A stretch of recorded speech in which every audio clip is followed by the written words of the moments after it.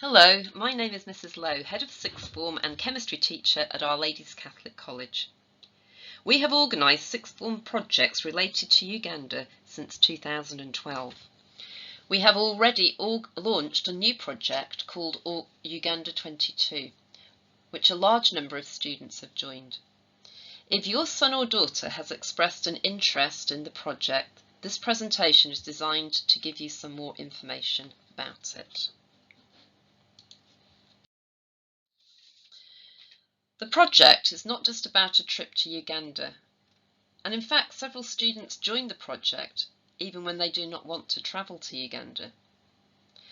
The projects have had many aspects to them, but summing up, they involve finding out more about a different culture in a developing country which was once a British colony. We are very lucky to have a Ugandan priest on our team who we met on our first trip and is now an NHS chaplain at Coventry Hospital. He has already visited this year's team and he will be coming in again during the year to talk about his country. We are also making plans to zoom in with our partner schools in Uganda to share ideas and ask each other questions.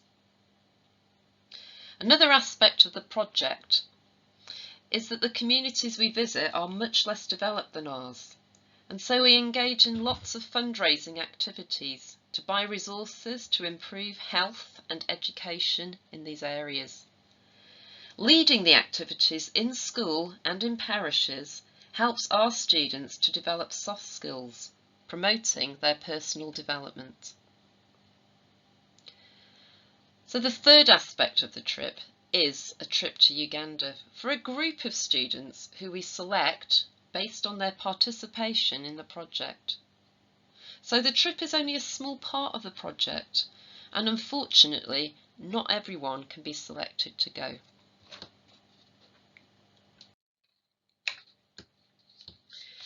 We have been extremely fortunate in gaining a very generous grant from the newly established Turing Scheme.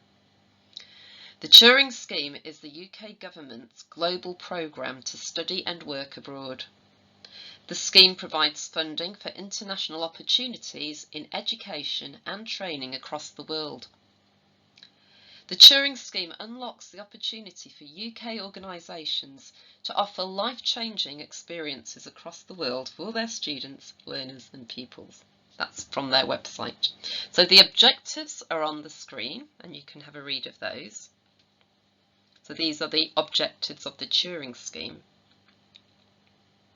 But there's one in particular that I want to point out, and that is the levelling up statement.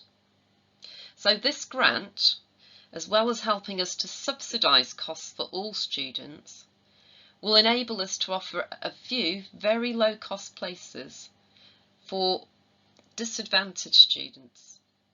And it will also enable us to support students with disabilities or special educational needs. It also means we can take a larger group of students than in previous years. So the plan for the next trip in July 2022, hopefully, so we're planning to take 16 students from Year 12 and 13. In terms of the cost of the trip, 12 of these places will require a payment of £400, and that can be paid in instalments, with an initial deposit of £150, which we will need in November. The cost of vaccinations, malaria tablets and a visa will also be the responsibility of the parents. I can give you a sort of idea of that would be something like £120. There are 4 places available for disadvantaged learners, and these places will require a payment of £100, and we can also subsidise the cost of, that's the malaria tablets, vaccinations and the visa as well. So what is a disadvantaged learner? So I've put those points on the screen there. So if you or your child falls into any of those categories, then the £100 fee applies, and as I say, we will take care of some, the vaccinations and so on. I'll just leave that on the screen for a little bit longer. And so the idea of this is that the Turing scheme wants to widen participation.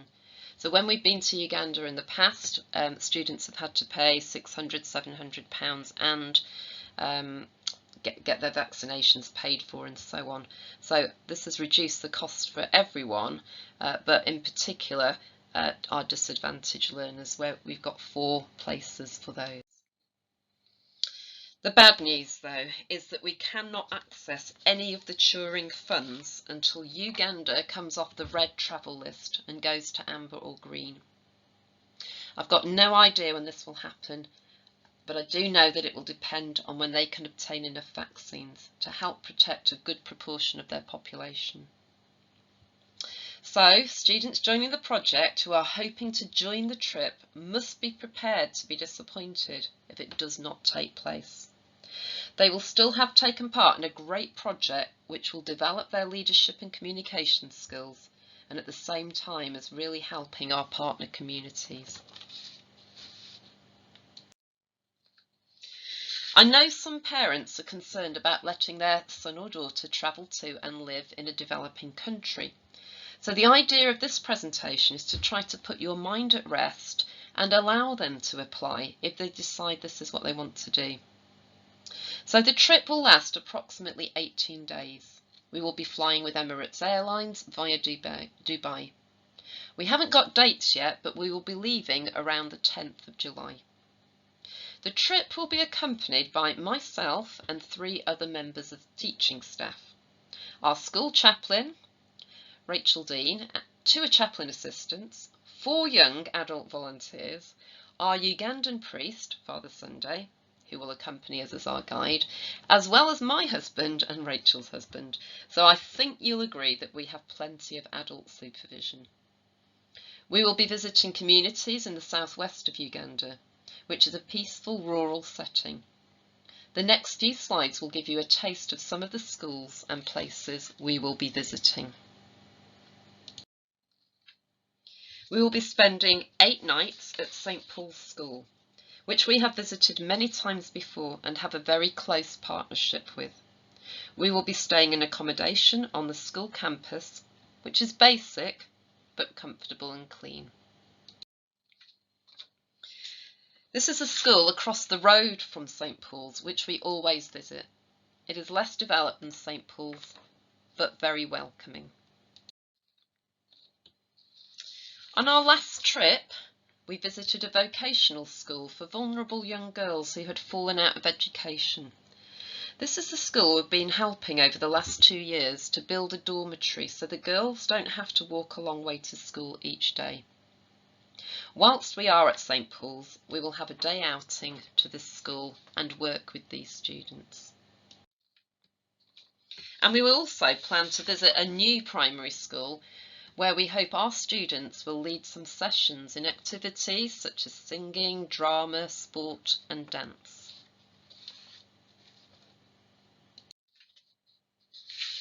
Again, while at St. Paul's, we will be visiting a health clinic, which our school has been supporting for many years.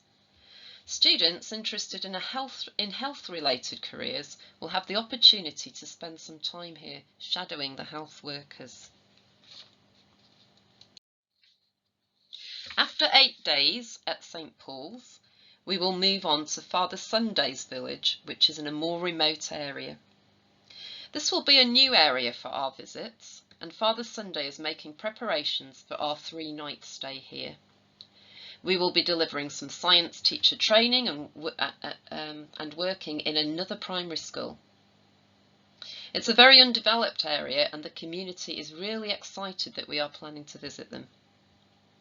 From Rabugari, we will travel back via a safari park to Entebbe. And we have booked a hotel we have stayed in before to stay 3 nights before boarding our flight back home. Whilst in Entebbe, we will be spending a day at one of the most prestigious schools in Uganda, taking part in an eco project with the Ugandan students. So what next? Well, we are holding a meeting at lunchtime next Tuesday, the 14th of September, for the students. And after this meeting, we will be meeting for approximately an hour after school every Tuesday, week A. And it's really important that the students come to these meetings.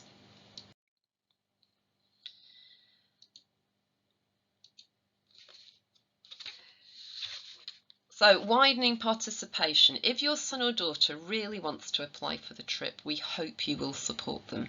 And if you've any concerns at all, I would be more than happy to meet you in school to discuss these with you. For example, your concerns may be related to visas, if you have refugee status. The Turing scheme is delivered by the British Council, and so there is no possibility of any problems arising with visas. You may be worried about your child having a special need or a disability.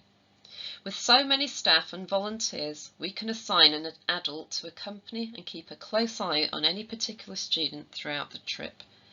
There is also a budget allowed to, if we need to buy any materials to support the student or prepare anything in Uganda before we actually arrive at Uganda. So any modified accommodation that we may need. Students are never allowed to go anywhere unaccompanied by an adult, apart from on the school campus at St Paul's, which is very secure, or in gated hotel grounds. We have taken 3 trips before and have had nothing but a welcoming experience from all the people we met in Uganda. I hope this reassures you. So, how and when will we select the group for the trip? So, at the end of October, we will be arranging the selection, and it will be based on attendance at the sessions that we hold, the reliability in fundraising and events, and I don't mean how much money they've raised necessarily, it's more being reliable and volunteering to do things and actually turning up to do them, carrying them through. We'll be asking for an application form to be filled in, a letter of application, and for those students who struggle with writing, Mrs Monaghan, who came on one of our Uganda trips with us a few years ago, has offered to help you with these if you need it. So Mrs Monaghan is our head of English. And we then expect you to have a bit of an informal chat with Mrs Seddon. Not quite an interview, but she'll be asking you why you want to go and what you hope to get from the trip. So there are 2 events already planned for fundraising. One is a Bag to Schools collection. So this is where we ask students to bring in bin bags full of second-hand clothes and other things. I'll show you on the slide in a minute. I understand you might not have these in your house, but there's always friends, neighbours and relatives that you can ask. And we'd like those bags to be brought in on either the Friday, the 25th of September, or I think it's the 24th of September, sorry, and the Monday, the 27th of September. So don't bring them in too early because we haven't got a lot of room to store them. So on this slide, it tells you what they will accept. So I'll just linger on that so you've got time to have a look and can refer back to it. So the collection is by weight. We usually raise about £100, and like I say to the students, £100 might not seem very much to you, but actually in Uganda it's more worth £400, £500 even. It's our money is of more value in Uganda than here. And now this is a really important fundraiser for us, and we are planning it, hoping it will go ahead. Depends on what happens with COVID, but we can always postpone it.